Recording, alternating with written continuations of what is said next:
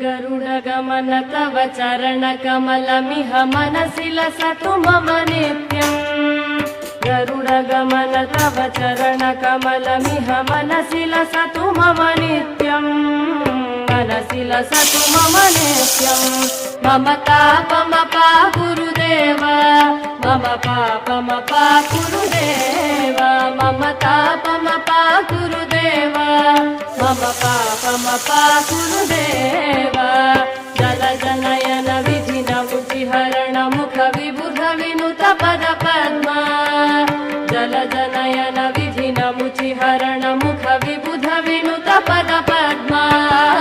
विबुध विनुत पद पद्मा मम तापमपा गुरुदेव मम पापमपा गुरुदेव मम तापमपा गुरुदेव मम पापमपा गुरुदेव।